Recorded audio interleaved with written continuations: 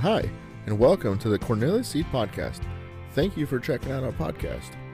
Established in 1935, we're an American-owned and family-owned independent seed company. And we're excited to partner with you by bringing you 5 generations of agricultural experience and decades of industry expertise. In our podcasts, you can expect to gain valuable and timely information to aid you in making decisions for your operation. We'll keep things simple and informative, and much like our motto, Planet Profit. Welcome to another episode of the Cornelius Seed Podcast. On today's show, we're taking you back inside a recent Partner to Profit Grower Summit that we hosted in Ames, Iowa. In our last episode, you would have heard from Craig Alleman, and he was giving us his thoughts on what 2024 season can look like. But in today's episode, we're going to hear from Precision Planting's Regional Sales Manager, Gavin Burgess. Gavin covers Eastern Iowa, and so we thank him for joining us. Gavin shared valuable insights on optimizing the planting process and how simple things can have an effect on. You want to tune in because you'll hear and learn about the importance of proper planter calibration and maintenance that goes along with it. Hear and see data about the impacts of seed spacing errors and how new technologies are out there, and they're helping farmers ensure that there's consistent germination across variable field conditions. I do want you to take note that this episode is also available on our YouTube channel. Gavin does share some charts here with some data. So if you want to follow along with those slides from the meeting, go ahead and check it out. So without further delay, let's get started. Thanks, Russ. Yeah, like Russ said, I'm a regional manager for Precision Planting. I cover the eastern side of Iowa, but I've been with them for about 10, going on 11 years here this summer. And really, my area of expertise is really working with growers and our dealer network and educating, understanding the planter paths and how to make adjustments, and so yeah, really just helping guys like you go out and make sure you have the best pass and the best opportunity as you go to the field in the spring. And so I kind of labeled this, managing to that higher level and making sure that we're not missing anything. Because as we think about it, and we'll hear later today from Dr. Hart, this is a year where we've got to make sure we get everything right. We can afford mistakes in $7 corn years. Can't afford mistakes in $4 corn years, right? We've got to do everything correct. So as we go through today, my goals for you guys are to maximize that planting window. As you guys go to the field, we know that every year you have maybe 4 or 5 perfect days to plant corn, and we want to get as many acres in those days as we can. So minimizing breakdowns, maximizing that uptime. Want to put the seed in the best environment. Want to make sure we're making good management decisions as we go to the field. And in the end, increase that profitability as much as we can going into years like this. So as you guys think about getting ready to get in your cabs, and you got these great big windows out front, we'll think about flying. Anybody go down to Florida or down to the beaches this year, right? Got on the airplane, and we got the pilots up there. They got little bitty windows on these big airplanes driving us around the world. But they actually are trusting in something else. They're trusting in their instruments and gauges, correct? So as they're flying you guys across the world, they're getting ready to land these big planes with hundreds of people on them. The window really doesn't matter, right? It's the data and the information that their gauges and their dials are all helping them make the right decisions to get that plane on the ground safely. So as we go to the field, I'll actually argue that you guys have the same scenario. When you look out the back window of your tractor as you're going across the field, can you tell me you're doing the best job that you can? Can you tell me that there's one seed coming off the plate every time? Can you tell me that you closed the trench properly as you went across the field? We can't, right? There may be 2 arguments. You may be able to tell me on a dusty day that the vac fan's running, and you may be able to tell me that the road cleaners are working somewhat, right? But other than that, we can't truly be confident in what that planter's doing sitting in the tractor seat. And we can even say, well, them days when we got that nice west wind and it's dry and we're planting east, we can't see anything at all, right? So my question to you to start with is, do you have visibility in the cab? Do you have the right dials and the right tools telling you what's coming out of that planter? That you're confident going forward, understanding that I'm going to have that picket fence stand. I put everything in the right spot. I put it at the right depth. I close the furrow all right from that planter pass in my cab. Make sure you guys are setting that up. Make sure you trust the instruments and tools you have in your cab to do that. This is our 2020 monitoring system. We'll talk about it a little bit later here. But understand that you make sure that that pass is good. The next thing that I want you guys to think of as you guys are going to the field here, and especially as we get planters out of the sheds, especially with this warm spell, right? Get them out now. There's not too many years in February we can get them out of the shed and not have to worry about getting salt and sand and snow and everything else all over them. Maintenance. Making sure that our planters are mechanically sound as we go to the field is crucial. I've said it a number of years as I've been here. It's amazing to me how a $10 part can bring hundreds of thousands of dollars in technology to its knees very quickly. We don't fix one little piece on a planter because it'll last another year, and our technology is not maximized. It's not utilized properly when it comes to that. So I will tell a guy when we're looking at planters, don't buy this, fix it first.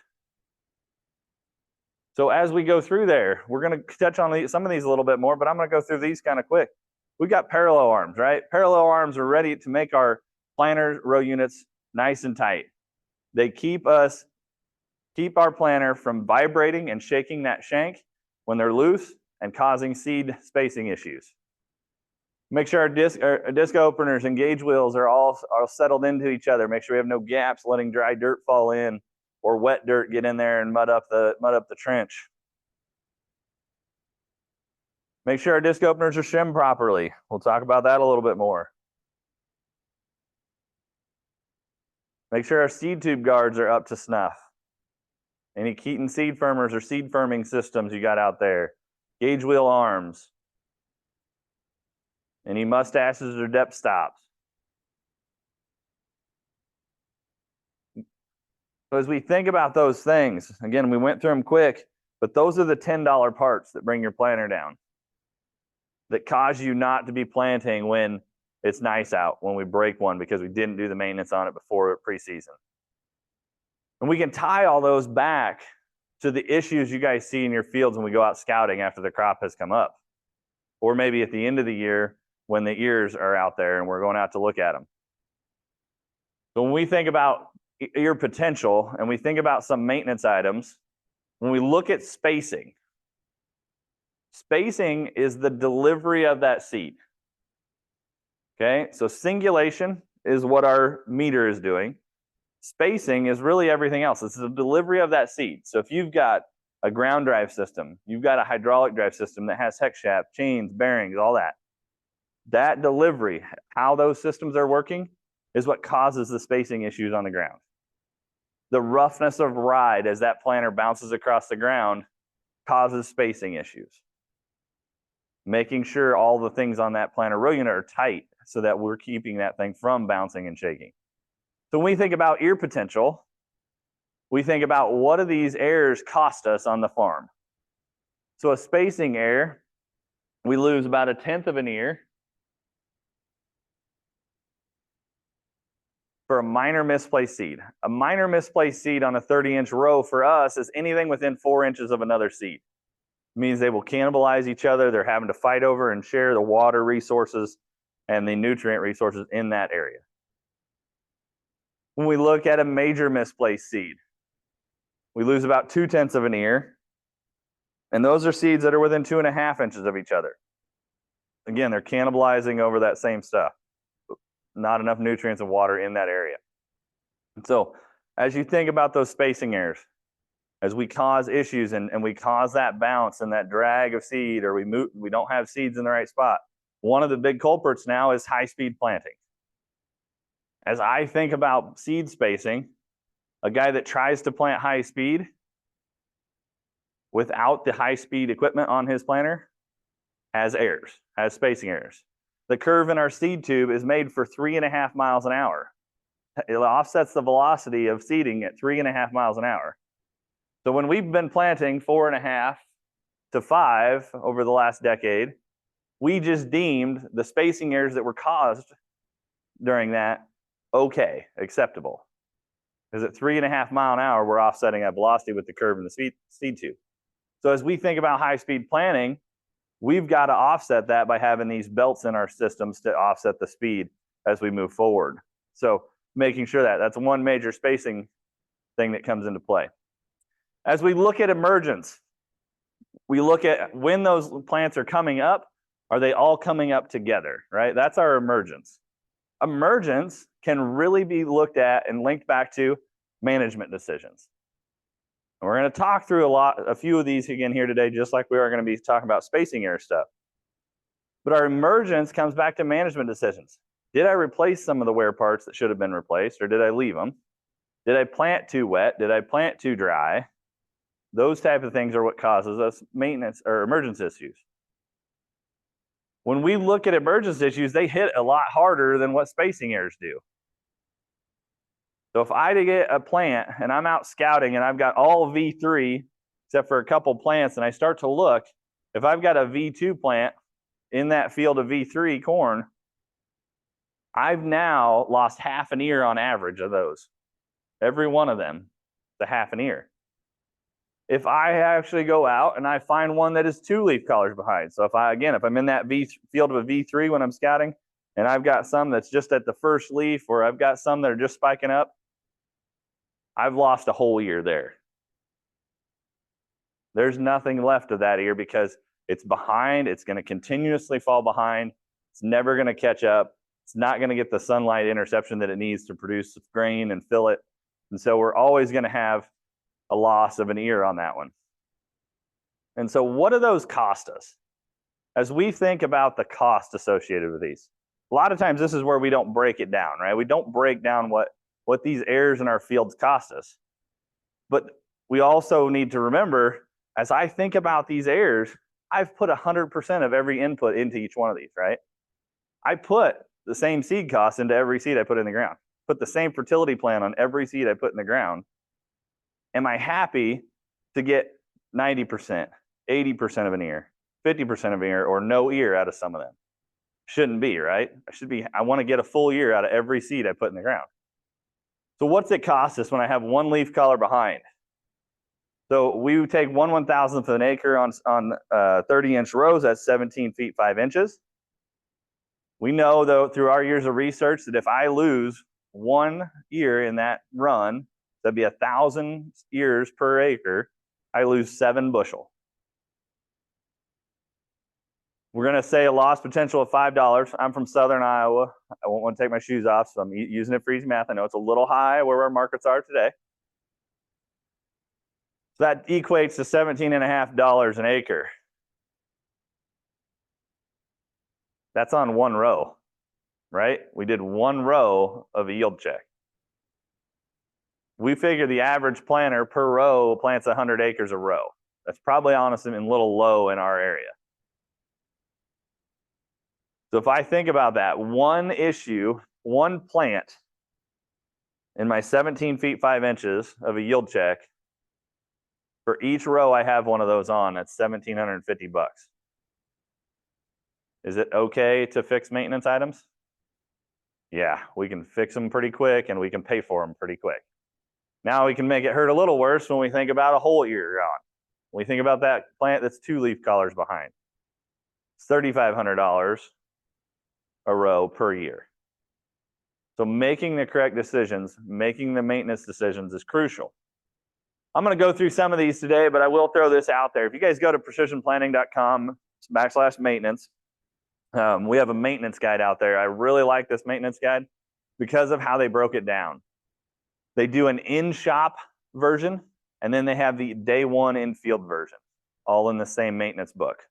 So you guys go through all the things in the shop, what the maintenance is on them, and then we go out day 1. What are we looking for? What do we need to see? What do we need to change or adapt as we go through there? So I really like this maintenance guide. If you don't find it on the line, find a local precision dealer that can get you get you set up. One of the ones that I'm going to kind of go through some of the ones that are really costing guys the most here. That's what we're going to talk about today. First one is, have you calibrated your depth on your planter? Anybody ever heard of this?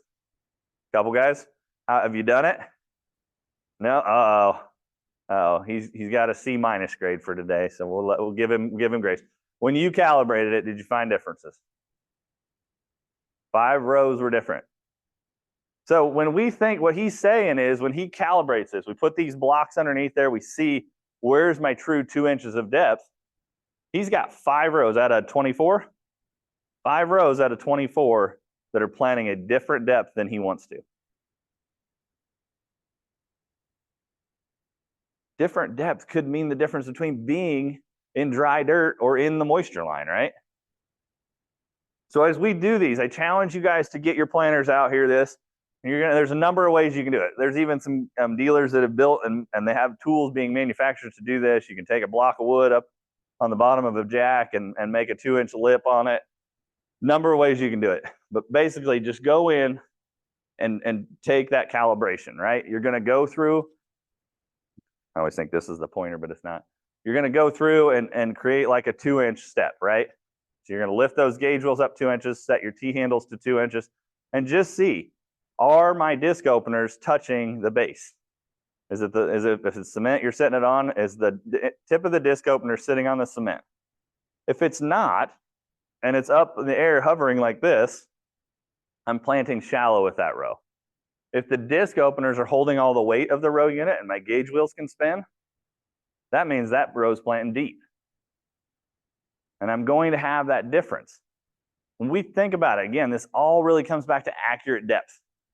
We want to make sure we know that when we set that planter's T-handle, that we know where 2 inches is. So here's your tip. You're going to take a paint marker and you're going to take a little paint marker by each one. You may have some rows that are at 4 and 4. You may have some rows that are 4 and 5. You may have some rows that are 5 and 5 to be 2 inches. But that's where your 2 inches. You're going to take that paint marker and mark the shank for that year. And then that way, you know, as you adjust from that going through the season, where your 2-inch line is. Yeah. So that shouldn't be much of that's going to be where you're carrying your weight of your load on your tires and everything. This is strictly setting how deep are our disc openers compared to the bottom of our gauge wheels. So, yep. So with that, I've seen 3/4 of an inch difference on new planters out of a factory. I've seen 1 inch plus. These are horror stories, right? These are the worst case scenarios. 1 inch plus on used planters. So make sure you guys are checking these things because we want to make sure we're planting at the correct depth. One of those things that causes depth changes from year to year with this is disc opener wear, right? Let's think about the simplest thing here. I'm willing to let a disc opener wear a 1/2 inch. If I take the T-handle from the OEM book that says that 4 or 5 is 2 inches of depth, and I'm allowing a 1/2 inch of disc opener wear, did I adjust that on my T-handle? I didn't, right? So a very simple, hey, wow, that connects the dots for me, right? Like I should adjust for that if I'm already allowing a 1/2 inch. So we know 1/2 inch of disc opener wear is when we need to replace them. Everybody's a good farmer. I never have a dealer call me and say, you'll never guess the record for this year on disc openers. I just took a John Deere disc opener off and it was 13.5 inches. I got called yesterday on this, guys. On the way here, I was left Dubuque talking to a dealer and he says, I got a new record, 13.5 inches on a John Deere disc opener. They were wore out at 14.5, right? So make sure you guys are doing that. If you're really good, I guess you can market them, right? So if you're a white planter with a 9,000, you got 16-inch new. When you wear yours out, you can sell them to the neighbor with the John Deere planter. You can start over with them, right? The other key thing when we think about disc openers, guys, is we want to make sure that we're shimming them correctly. You want to make sure that you're getting that right contact point. This is what's creating that true V cut at the bottom in the soil for us. So if I need to know my blade thickness, you got aftermarket blades. Typically, they're a little heavier blade, a little thicker of a blade. You don't need as much contact. By the thinner blades, maybe at an OEM or something, they're going to be need more contact, right? They're going to need to make sure those contact a little bit more.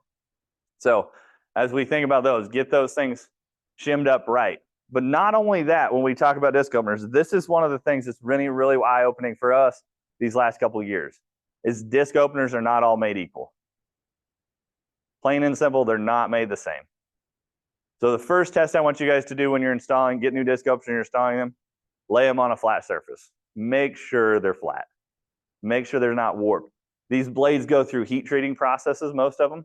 They can warp during that, as well as they can warp during transportation. I mean, you think about most of them, they come in a big wooden crate, right? And they're piled on top of each other, bouncing around in the back of a semi as it's going down the highway. They can bend and move and stuff in there and cause issues. So make sure they're flat. The next two things I want you guys to look at is, are my disc openers true? Now, when I say are they true, I'll play the video here in a second, but one is the hub riveted on the center of that blade, or did they not get it centered when they riveted on there? Or two, is the bearing centered in my hub correctly? So what the two things you'll see, and you'll watch this blade do both of those, is one, as it's spinning, it will go to and from that gauge that's sitting right next to it, that square. You'll also see it go like this as it goes around. That means the bearing's not centered in that hub correctly. If we don't have these things correct, we actually will have different contact points of the blades as they spin around. So when you guys shim these, shim your blades, test your contact point, rotate that thing 190 degrees, 180 degrees, check it in 3 or 4 spots as you spin those around. Make sure you have the same amount of contact as you spin those blades around when you install them. So here you'll see that. We'll watch that blade walk to and from, and you'll also see that wobble to it. We do not want much movement. What is it, Travis? 30 thousandths is the tolerance. So yesterday we had the question, what are some blade manufacturers that we recommend? We don't sell blades. A lot of our dealers are connected with some higher end blade manufacturers. Companies like Wear Parts or GBGI are two that are really good. Not much difference between the two of them. Honestly, my thought is GBGI is from Indiana, so guys east go to Indiana. Wear Parts is from South Dakota or Nebraska, one of the two. And most of the Western guys go that way. Again, there's not much difference between them, but that would be two companies that I would recommend for wear parts that are good. They make a good quality, and they have those tolerance specs. So, talk about parallel arm systems. We talked about making sure those row units are tight and solid as they go through here. Here you're going to see a standard parallel arm system on a John Deere planter, really loose. Most of you guys have been around John Deere, Kinsey parallel arms. You know that there are things that wear out quickly. But again, all this comes back to vibration in the shank. When we put a loose piece of equipment ground engaging and we start to pull across the field at 4 or 5 miles an hour, or maybe we got high speed and we're going 7, 8, 9, 10, whatever, think about what that row unit's doing back there as it's in the ground. It's sitting back there chattering like this. It's not a visual. We can't see it physically doing that because it's minute, but it is sitting back there shaking. So it's shaking your meter. It's shaking the seed delivery coming down out of that meter. Make sure they're tight. You'll see the one on the right-hand side here. Nice and tight. It's solid. It's not shaking back and forth. This is a double bushing parallel arm kit from us. We replaced John Deere parallel arms, either long or short, tightens them up. They work really well. There's a lot of different aftermarket ones out there on the market. Make sure you're getting those parallel arms tight. I want 0 movement. Used to be old saying that 1/2 inch of movement was acceptable. If I've already got a 1/2 inch of movement, when that thing gets in the ground, it's going to shake a lot more. So parallel arms need to be tight and we have no movement. Closing wheel systems are very similar. We see that egg shape, right? Everybody's familiar with those. As we look at that, you'll see the video here of that moving. Again, a loose piece of equipment being pulled across the field attached to our shank is causing vibration. So making sure those are tight. There are some upgraded kits. You can weld some ball bearing bushing systems on there to tighten those up and not have to worry about that egg shaping and movement. But make sure those are good and solid and keeping those tight as well. One of the things we've looked at here in the last year for closing wheels is spring tension. How much tension do we get on a closing wheel tail in different spring notches? You'll see the lighter green is notch 1 of a spring of the tail. Put it in there, and we got a 12-row planter here. You can see on rows 4 is row 6 is the lowest. Row 2 is the highest pressure. And there was a 20-pound difference in notch 1 when we set all of them in notch 1 and put a scale underneath of them. And then we moved it to notch 3 for the darker green ones, and you can see that jumped up again. But now we have 25 pounds of difference. And shockingly to me, they're on 2 different rows. Not even the same rows as we look at that. So as we think about that, understand that there are wear items on those closing tails. When we've got that T-handle set back there, it's attached to a spring on the bottom, right? A lot of times our springs get worn out. I've seen where the tabs on that T-handle at the bottom where the spring hooks in, about wore through, if not wore through for some guys, right? So making sure that you're looking at those things and getting that maintenance up to snuff. You'll see here on row 3, we're missing some bars, aren't we? You can actually install the T-handle backwards and not have any spring pressure on your closing tail. Doesn't look much different, but if you install that T-handle backwards, it can put no pressure down on the ground. So this one, when we were doing this, didn't know it when we did it. We went and put the scale on it, and we kept getting no readings on row 3. Figured out that the T-handle was backwards. So make sure you're watching those things to get that stuff right. Meter calibration. We will always say this is where precision planting started, was the meter calibration systems. All of our dealers have those Meter Max Ultra test stand kits. They run anywhere from a finger meter all the way to the new vac meters, any brand that you want to. But making sure your meters are putting out 1 seed per flight or 1 seed per cell on your discs as they're going across the field is crucial. If we're putting out doubles, skips, triples, whatever it may be, we've got errors that we can't fix, right? We're costing ourselves money as we go through. So make sure you get your meters ran. We recommend finger meters are yearly, vacuum meters are every other year. Make sure you're getting them checked. So with that, we're going to move into putting ourselves in a good environment. What is the best environment that we can put those seeds in? And there's the 3 C's I want you guys to take home today. I want you to think cleaning when I go across the field. Am I cleaning that furrow correctly? Am I putting that seed in a nice, clean environment? We know that if we're going across the field, we know that residue causes us agronomic issues, right? It wicks moisture away. It has more wicking power than that seed. To be honest with you, seeds are lazy. If they don't have to take moisture in, they won't. So if there's a piece of material laying next to them that's willing to drink that moisture up, it's going to pull away from it. We also know that insulating the soil, residue insulates the soil. Anybody ever ran into any issues with their 260, 270 bushel corn residue and a mat of residue out there? You bet, right? We're all running into these issues as we increase our corn yields. What do we do with it, and how do we make sure it's working for us, right? I actually my uncle, he's got a little 6-row 7200, but he plants into cover crops, no-till. So he had some soybean stubble. He was planting his corn into this. And I went out and we just took a temperature gun, and I scanned the top of the residue. It was 56 degrees a day. The residue was 55 degrees, the top of it. Sunlight was shining on it. It was about mid-morning. I simply moved what little bit of residue there was to the side, didn't move any dirt, scanned that same spot again. It's 15 degrees colder under that mat of residue by moving maybe an inch of residue off the top. So understand the insulating value of that residue. We want to make sure we're creating nice strips like this with our planters as we go across the field. Row cleaners are crucial to emergence, guys. That's what I'm talking about when we talk about cleaning, right? Cleaning a path for that planter row unit. Second C is I want to create that furrow. I want to make sure I create a good trench where the seed goes to the bottom. And we'll talk a little bit more in depth of what we look at for those. And the third one is close.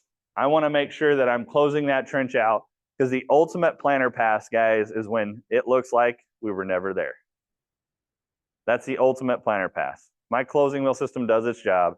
Should know that that planter was never there. I should have no blocking, no sidewalls. I should have no issues for those root systems to go out and find all the nutrients and the moisture. So as we dig into that, really these 3 C's come back to emergence. Getting that crop up at the same time all together. We've done a number of studies, and we continue to do them over at our PTI farm over in Central Illinois. You guys get a chance this summer, I invite you guys over to the PTI farm. It's a 400-acre farm in Pontiac, Illinois, that we do agronomic studies. And most of the stuff has nothing to do with precision planting. Fertility studies, strip cropping, corn emergence. What are some different treatments that we can get better corn emergence and stuff? So I invite you guys to come over. We call it the farmer's playground, to be honest. You guys get to drive tractors. You guys get to go on agronomy tours. It's a fun day. So with that, one of the studies we've done, did I break it? One of the studies we've done is our multi-year corn emergence flag test. So this is to see what it costs us to not get those plants up at the same time. So we used to go back and we'd say, hey, you know what? We used to like to get everything up within 1 week. And then as the years have went by, it was, hey, 48 hours. We want everything to be up in 48 hours. And then it went to 36 and then 24. And now I'm sitting here today telling you, I want it less than 6 hours. I want everything up at the same time. That's a hard job, very hard job. But we have studies where if there's a plant that comes up 1 hour later than its neighbor, there's a yield loss. It is minute, but there's yield loss for 1 hour of difference. So it's crucial to get them up at the same time. So as we look at this, we go out and we find that first spike in our plot. We give it 12 hours from the first spike we see come up. So that's our 0%. That's our baseline. We go back 12 hours later and we count any additional ones that come up. On average, they lose 8% of ear weight in 12 hours. Might be able to handle that. Might not be the end of the world. But 36 hours, I'm now at 31% ear weight loss. 48 hours, I'm at 70% ear loss. We get the impact of having these things come up at the same time, right? We're not profitable if we get past 36 hours on that ear. So floating row cleaners are crucial, guys. As we look at that row cleaning system, we came out originally with fixed row cleaners. The industry did. Fixed row cleaners were an option to help us start to manage those things. But if I've got any terrain at all, I'm either gouging or I'm not cleaning, right? Any movement in that soil. So as I looked at those, I needed to make sure I moved to floating row cleaner systems. Then we moved to managing those floating row cleaner systems with an air cylinder to manage that weight distribution, because if I go from a no-till field to a tillage field, I've got a set weight on that row cleaner. I needed a little extra, I needed a little less depending on which way I was going. And then we also had different wheels themselves. So depending on the conditions you guys are getting, we got finger wheels, we've got the disc style wheels or shark tooth style wheels to help us manage those different conditions that we're in, those different scenarios that we go through.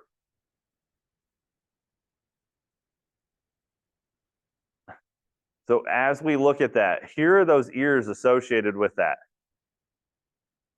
We can see those. What are the 2 things I need for germination? To get everything to germinate at the same time is going to help me get everything emerged. I need heat and moisture, right?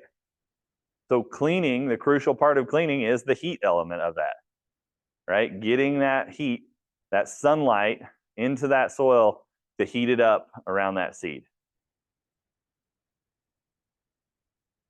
So just like any good company, we do 15, 20 years of research into into cleaning systems and how do we help you guys.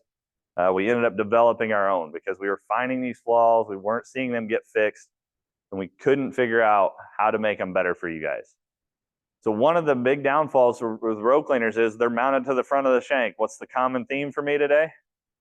Keep vibration out of the shank, right? So as those shanks are sitting there shaking and moving, hitting every berm, every clod of root ball from last year, they're sending that shock into the shank and shaking it. So we moved those row cleaners from the shank up to the bar and made them bar mounted. We made them rear trailing so they take up the same real estate.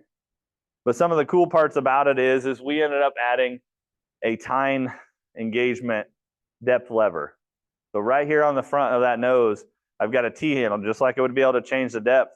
When I have that internal gauge wheel in there for it to ride on, I'm able to adjust how much tines are working for me.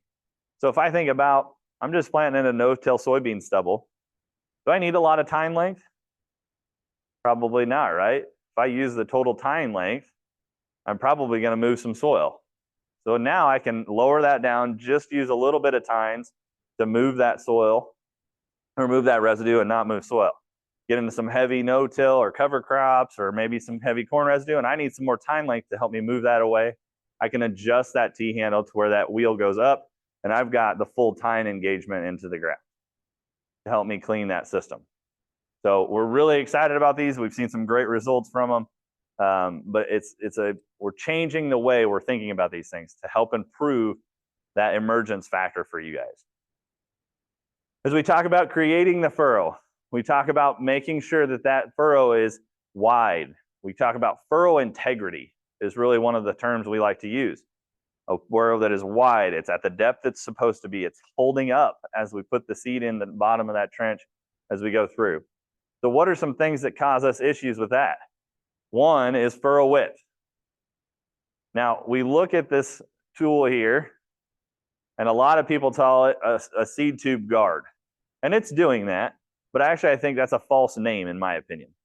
I think this needs to be the furrow width or the furrow integrity guard, because it's setting the width of our furrow. As I think about my disc openers going in the ground, if I've got a worn out seed tube guard, my disc openers now have pressure on the outside of them. They narrow up, and I've got a narrow seed trench. And I end up with what's on the left side there of the seed that gets hung up on there, and I have air pockets around it. So I need to make sure that those seed tube guards are wide and helping protect my furrow width. When we look at those seed tube guards, they are worn out at 3/4 of an inch. So if you guys can fit a 5/8 wrench on them, they're worn out. They are 15th, 16th, or 7/8 brand new. There's not a lot of wear life on them. So make sure you're watching that.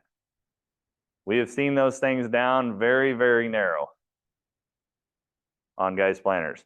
I've seen guys replace disc openers and not replace those. These are items that wear together. Make sure you're aware of that they wear together, and when you replace disc openers, I would just go ahead and replace seed tube guards. One of the cool tools we got, actually we were able to see it at an Iowa State thing, but this is a closing wheel lockup tool. This helps you evaluate your furrow. One of the hard things we've always had is we take a planter pass, we go back and we dig and we dig and dig and try to find seed and find our spacing. And if you're like me, I flick the seed out of the trench about 90% of the time or move it, and then I never know where it was.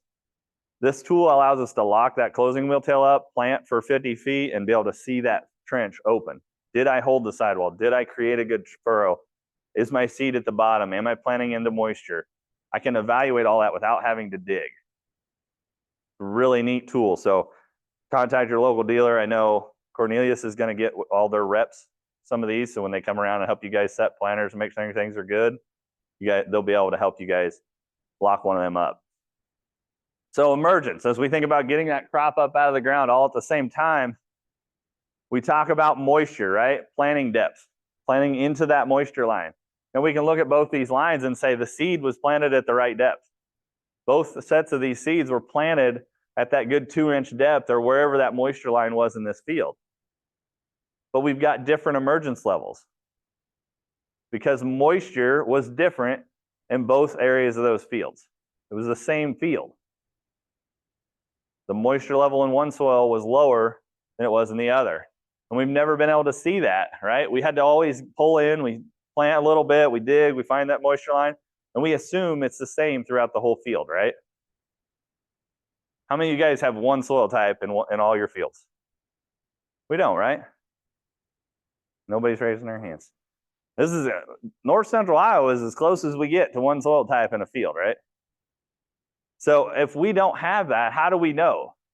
This goes back to having that visibility. So one of the tools we built that I really think is pretty innovative, and there's nothing like it out on the market, is what we call that smart firmer. It is a seed, it places your seed firmers, your ketons, but it allows us to get some readings, one of them being furrow moisture as you go across the farm. And it tells us in the cab if we're planting into proper moisture. Do we need to make an adjustment as we go across the field to get this into moisture and to make sure that it is properly going to germinate the same time as everything else? This is a tool that, in my opinion, is invaluable as we plant today to make sure every seed gets up out of the ground at the same time.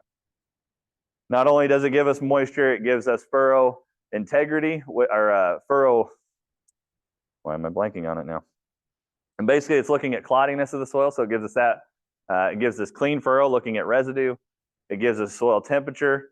It also gives us organic matter and CEC maps as you guys go across your farms. So it helps you remap some stuff, create some new zones as we look at that. But one of the ones that I really like is that furrow moisture value. It gives us something to ensure that we know we're in the moisture line. So the last step in this is closing, removing that furrow. As we look at this, is this furrow closed properly? Not, right? Well, one, I can see the wet furrow still open there in the center, correct? But what happens when we start digging into it? Look at the air gaps down in there. We didn't close this properly. We've got air gaps. We're going to increase disease pressure, seedling blight. We're going to see air pockets in there are going to dry out that soil and cause it to not allow it to germinate because it's going to keep it dry around that seed. So a number of issues. So as we think about closing, we look at it as soil density management.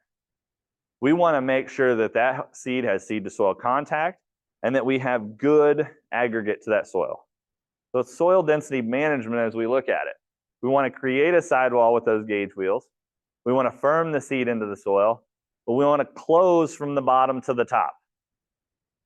And that's where a lot of times we miss on our closing wheel systems, is that closing from the bottom to the top. So just like our row cleaning systems, we've done research and helped you guys kind of manage and select the right row closing systems over the years and really gone through and said, okay, how do we make sure we do this? We couldn't do it, the existing equipment out there today, so we designed what we call furrow force. It's a two-stage closing wheel system with the front wheels being towed in and cambered, and it lifts that soil profile as it goes through and drops it and lets it fracture. And then those back wheels come along and set that soil density. The drier it is, the more weight we can put on those rear wheels to pack that down, get that capillary action of moisture back up to the seed. The wetter it is, the lighter we run with those back wheels to make sure that we're not creating any compaction layers for that seedling to come up through as it's growing. So making sure that we have the right systems on there is crucial to get that system closed out. We've done a number of closing wheel studies on there. This is all compared to the furrow force system in manual. The furrow force system can be ran in manual or automated. Here you can see these different ones we used. This is the average across all tillage types. So we do a no-till situation, we do a vertical till situation, we do conventional tillage, and we do strip till, or the 4 different tillage systems that we do on the farm. This is all of the results averaged together across all the different tillage systems.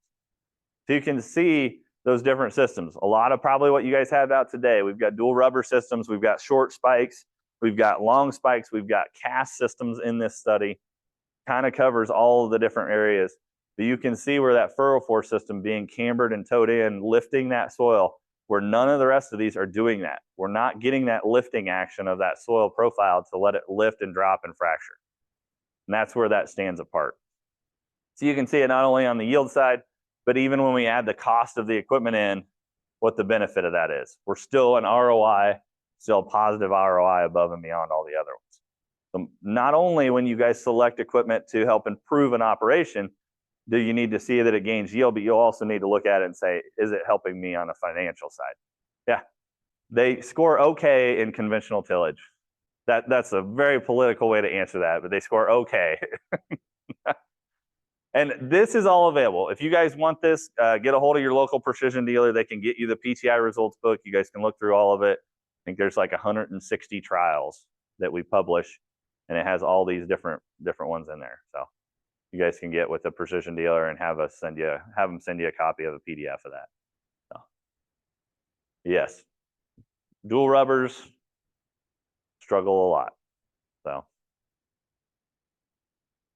So with that, the last thing I wanted to do is kind of talk about the future, what the technology is. Everybody kind of looks to precision as what we're bringing, we're innovating in the industry. What are we doing? What's coming next, right? So one of the things we've introduced here is what we call our Gen 3 display. It was a 10-inch display. It's the one on your left-hand side there. And that's been out for 2 or 3 years now. And the number one thing we keep hearing from guys is we add more and more stuff to our planters and more control items. I don't have enough real estate, but I don't want to run multiple displays. We fixed that for you. We just made one display bigger. Okay? So now we have a 16-inch display.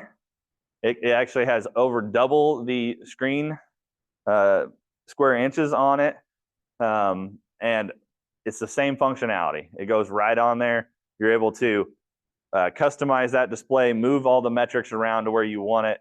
One cool thing I always like to say is when dad gets in the planter, he likes to look at certain things, and the son gets in the planter and he likes to look at them. You can make your own screens, and all you got to do is one touch of the button, switch from one to the other, and be able to see what you want to see versus what dad wants to see, right? Some guys say they also like to simplify it for grandpa, right? Take a lot of the button pushes away for grandpa, right?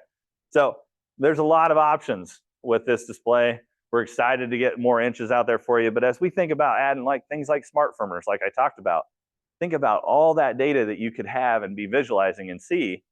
And if I don't have enough room on my display, I have to deviate from the screen. How often do you guys like clicking buttons as you're going across every pass of the field to see other things? We don't, right? We want to have it all visible to us as we go across the field.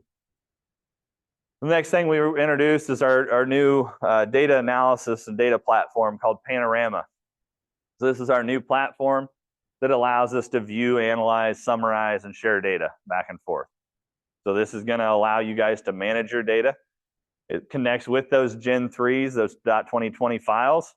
A .2020 file, the Gen 3 is connected to Wi-Fi and Bluetooth, and it sends that up to the cloud. So now you have that data as soon as it can, right on your phone or on the web to view, analyze, or share.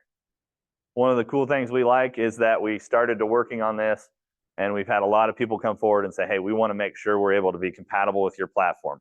One of those is FieldView. The other one is John Deere Operations Center. So now with Panorama and Gen 3 files, you guys can send those back and forth and share those files freely back and forth and get those things, that data where you want it. The third thing we talked about at Winter Conference this year is our Cornerstone planning system. It's a new row unit design, all integrated precision planning stuff designed by us. We get the ability to factory flexible build that. So what you can do is customize how you want that built. It can be all put together in the factory, comes to you, you bolt the U-bolts on, you plug the wiring in, and you're done. It's all installed for you, ready to go. But we really optimized the design. We took a lot of the design features from other row units, things that guys liked, and made really one nice row unit out of it. It's a big, solid cast row unit that gives us that rigidity and that weight that we need back there to get into the different conditions. But also with that big, wide row unit, one thing that they designed into it was, do you see any wires or hoses on the outside of this? No. It's all integrated into the shank. We can run all of our wiring and our hoses and everything inside that shank, keep it nice and clean. We don't have to worry about stocks grabbing it as we go through fields and stuff like that. We're also do rear trailing gauge wheels. So one of the things we look at, again, vibrations in the shank, gauge wheels that run forward, hitting every berm, every dirt clod, every root ball, they cause that vibration back into the shank. Allows us to have that rear trailing and control that ride a lot better. As well as adjustments, being able to make sure that we're getting that planter dialed in mechanically, as well as infield ease of use, making sure that's up to date. As the double bushing parallel arm kits, it's got a closing wheel alignment system on it. where it allows us to make sure we can change the angle of that closing wheel to make sure it's tracking through behind that row unit as we close. So we're really excited about this as we move into the next few years here of supplying you guys with the proper row unit that's going to hold up and be able to be managed easily for you going forward. And the other big area of precision planning is going into is sprayer technology. And the sprayer technology is where we're looking at, we always step back and say, okay, we're really help growers in areas where their inputs are the highest. Seeding and fertility. We've really covered those areas here the last 5-10 years for you guys and helping you improve and visibility and management of those systems. So we stepped back and said, what's the next area you guys need help with? And sprayers was an overwhelming. Your chemical inputs on your farm is one of the next highest inputs that you guys have on your operation. And let's be honest, has the technology changed? It hasn't, right? Speed and pressure, right? We always make the joke, but that's really what it is. It's speed and pressure. So how did we step back? We said, hey, we think we can modernize some of this. Let's go look at it. And boy, we dug deep and we went deeper and deeper and deeper. And I think we finally found the bottom of this, but I think we're starting to come back out and say, okay, we've got some solutions for you guys. Because what's shocking is we put a heart monitor on a sprayer operator. Got 120-foot booms traveling at 10 miles an hour across the wide open field. His heart rate is higher in the field spraying than it was driving a big machine not made to go down the road. So you can see right here, this is in a field, then he pulls out on the road and goes down the road. His heart rate slows down. The green is a lower heart rate. He pulls back in this field and his heart rate immediately goes back up. Spraying is a nerve-wracking operation, right? More nervous in the field spraying than we are when we're driving that big machine down the road. Because we want to make sure we do it right. One, the guy running the combine, is going to find everything you ran over, right? So we're a little nervous, especially in post-pass. But we want to make sure that we're doing these things right. We're not wasting chemical. We're not going to have any errors as we go across the field. So as we went through these things, we come up with kind of a suite, and we're still building on those as we go. One is a boom reclaim system or boom recirculation system. But basically what it is we replumb the ends of each wet boom. We have a return line back to the tank and 2 ball valves. Hit a switch in the cab, and now I can purge everything out of there and send it all back to the tank. I no longer have those dead areas in the end of my wet booms where chemical can settle out in, and I can have spraying issues going forward. But also I know when I clean out, I'm truly cleaning that whole boom out. I can also prime the boom with this system. So I can sit there and hit the button and know that I have product in at every nozzle. What have you guys done in the past? Turn the spray on, right? Let 30, 40 gallons spray out on the ground, and hopefully, eventually, right, all that product gets to every nozzle before we even start. So why waste that product? Why spray it on the ground when we can spray it on the crop, right? So allowing this ease of use, the simplicity of stuff for you guys with these boom recirculation systems is cool. Better spray performance. We have our own PWM nozzle body system. So at this point now, we take over that sprayer. We put the 2020 in the cab, and we control pump, we control rate, control the pressure, we control that nozzle and everything with that as we go across the field. So we'll have about 200 of those spray nozzle systems out here called Symphony in the fields this year. We're working on camera systems to do that target spraying or that spot spraying as we look at that and only spray where we need to spray or bump up the rate. But not only with those cameras, we're also going to have scouting included in that. These things are going to be able to map all your weed pressure, differentiate between grass weeds and broadleaf weeds, and be able to show you where those pressures are at in your field so you can make prescription spraying recs in the future.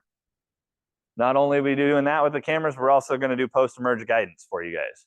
So as you guys are going down the fields, if it sees that visual line of crop, it'll steer that sprayer off of that line and keep it off the crop as we're spraying in different kind of contours and straight passes across the field. And then again, pairing that system all back with our panorama data system, making sure that we're actually going through and giving you guys that right data to make the management decisions moving forward. So we're excited about this suite of stuff as we go forward. If the sprayer stuff interests you, again, make sure you're connecting with your local dealers on that to get those things or get on their list. Again, we'll have about 200 of them running out here this spring. So if something you want to see, most local dealers have sold them, and you can get on a sprayer and maybe see something close and see how those are working. And the last thing that we're working on, I promise this is my last slide. I think I did a lot better today on my timing. So yesterday I made us like really late because I was talking too much. But my last one is the last thing precision planting is going into is a new era in soil fertility.